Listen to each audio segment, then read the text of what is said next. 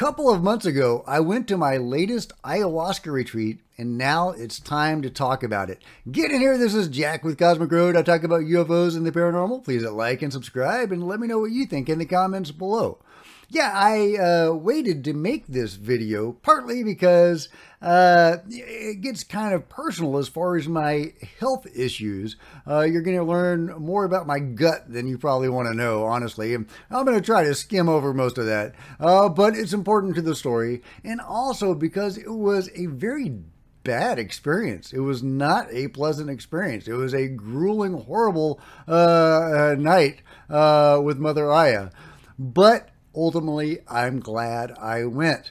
Here's what happened. But you got to know a little backstory first. And again, I'm going to skip over a lot of it. I've made a dedicated video talking about the amazing, life-changing healing I received during my first ayahuasca retreat. And I can't overemphasize how life-changing it was. I had a debilitating, crippling, chronic gut issue that really has affected my life in a huge way. And, you know, Western medicine couldn't fix it. Eastern medicine couldn't fix it. But South American, ceremony, cured me and has given me my life back, or given me my life, because I've had this condition all my life. It cured me, and it was a truly miraculous event. I'm reminded weekly of what the miraculous nature of this healing. Last November, I got sick. I think it was RSV. It was a long-term respiratory illness. And after a month of not being able to breathe very well, yeah, you guys that were watching the show back then probably remember my nasally voice back then, more nasally than usual. And but what you didn't see was the mound of Kleenex beside me. Anyway, after a month of that, I said, enough of that crap. I'm going to the doctor. Damn it. And I did, and I got a prescription for some antibiotics and a steroid inhaler.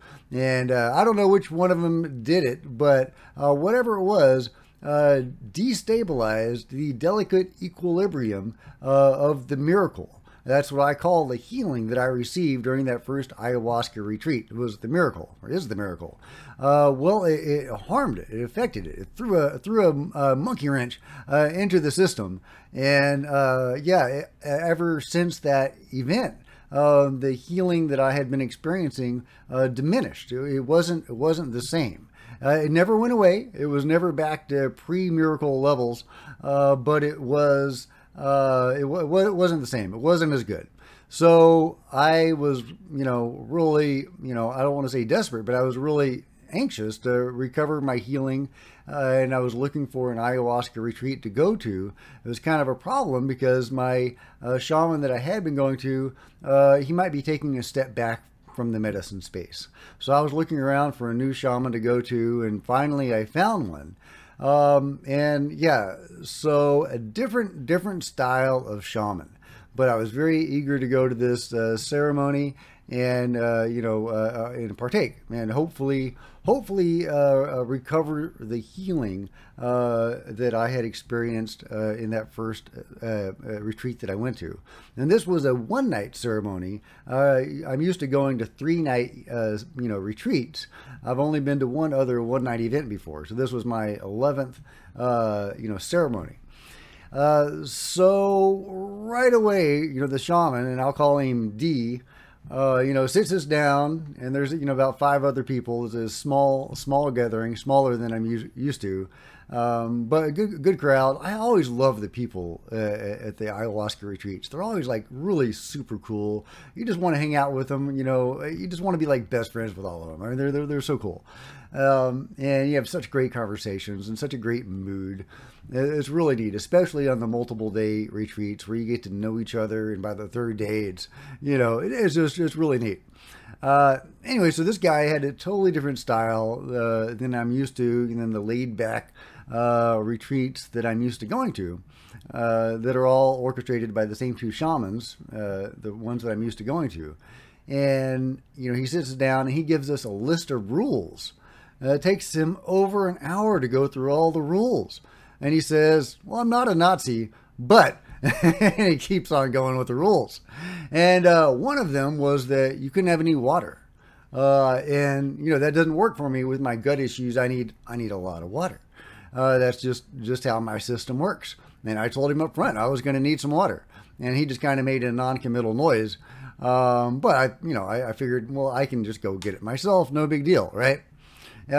Anyway, and he wouldn't let people go out for a smoke break or anything like that. And I love during the ceremony to go out and commune with nature and look at the stars, enjoy a smoke, ideally a mapacho, and have that moment when you're under the medicine and connecting with nature. So I found his rules very restrictive, but hey, it's his game, let him do his thing.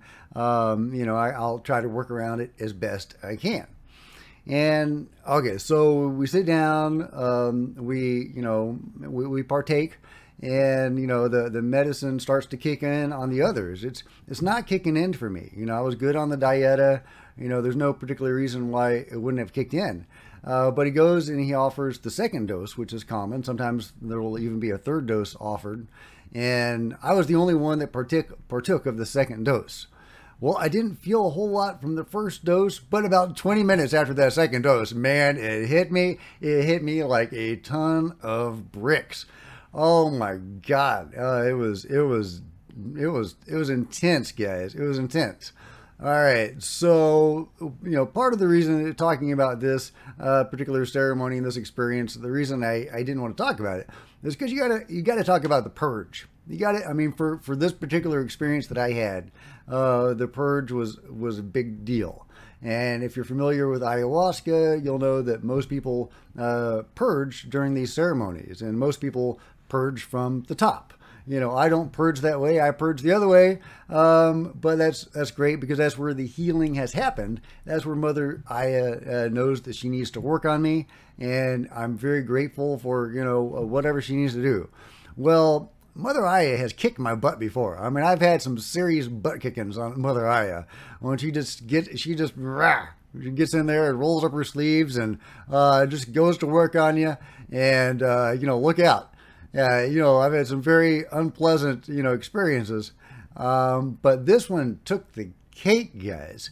It was so intense and so painful while I was, working on my gut that I disassociated. I have never disassociated before. I didn't know where I was or what was going on.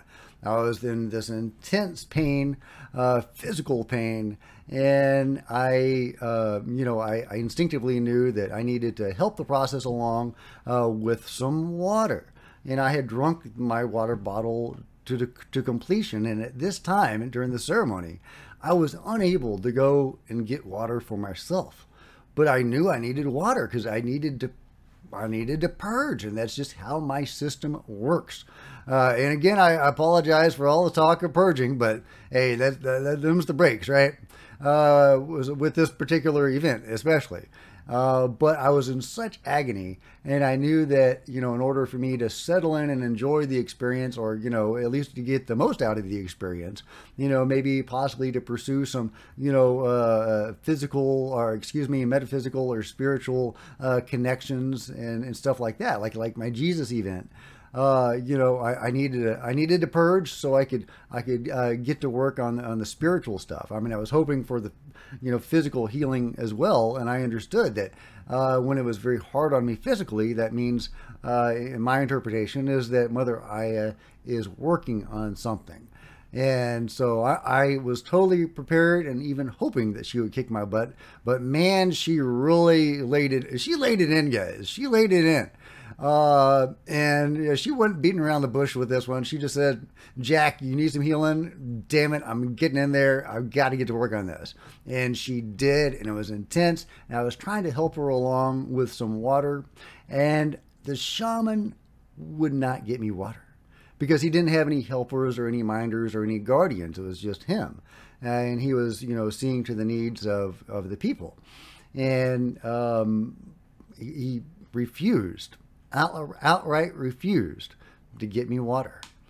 Later, I asked him for some of my coconut water that I had because I needed to restore my electrolytes. And he refused to do that as well. But when I'm asking him these questions, it's not really me that's asking him because it's just a part of me, because most of me is unaware of what is going on. I have no clue where I am or what is going on. I thought for a long time that the ceremony had ended. I thought everybody had gone outside and they were talking and they were smoking. That never happened. And then I thought I must have lapsed into a coma. And I could hear doctors talking. Have you ever seen this before? No, I've never seen this before. And they were just talking on and on. And I kept on waiting for my wife to come and visit me in my coma. And she never came. I was very upset that my wife never came to visit me in this imagined coma. And it seemed to me that I was in this coma for many, many years. I can't tell you how badly I had disassociated and, you know, what I thought was going on. And it was brutal. At a certain point, I thought that I had died and that my consciousness now was existing as a ghost, that I was haunting some place. And this fragmented consciousness that I was experiencing was what a ghost experienced. And I just, yeah, it was dark. It was dark. Now, every now and a great while, I would hear the music. And is the ceremony still going on? You know, maybe there's hope, you know, can I get some water? No. But then I would go back into my, my state where I was. And I was in this crazy disassociated state for about 4 hours, I guess, in real time. But for me, years passed. It was brutal. And it was because I couldn't purge, and I wasn't able to purge, and I didn't have the fluids that I needed to get my system to work. Mother Aya was doing what she could, but I didn't have what I needed, and the shaman was not helpful. So it was a really miserable experience. No electrolytes, no water. I was in a bad way. So, you know, the ceremony ends. Finally, I kind of come back to myself, although it took me a long time to come back to myself. Everybody else was sharing and talking and stuff, and I was still I was out of it for a while, but I was able to sit up and go outside for a smoke and, slowly come back to myself. But I had the opportunity then in the morning. I had signed up for 2 nights. He does these one-night events, but I had signed up for 2 nights in a row because I'm used to doing multiple nights in a row. And I've had some really hard experiences with Mother Aya before. Like I say, she's definitely kicked my butt several times. In fact, I've had probably a majority of tougher experiences than I have the more pleasant experiences. But, you know, again, I'm happy for those. That's when she's rolling up her sleeves and getting to work. And it may not be a lot of fun, but there's ultimately good to come out of it. And that was the case here. But I get to that. But I had the opportunity to go for a second night. And I said, no, I'm not doing that again. I didn't explain why, but I really did not resonate with the shaman or how he ran the event. So it is what it is on that. I'm grateful to him for holding the space. And, you know, I'm not giving his name. I'm not bad-mouthing him in that way. But, if he had been a little bit more, generous, I guess might be the word, I would have had a much better experience. I could have purged and gone on with the ceremony and tried to connect with my guides or whoever. And I've had at least a little luck doing that in the past. So that's what I was hoping for in addition to the healing. But I got the healing. Guys.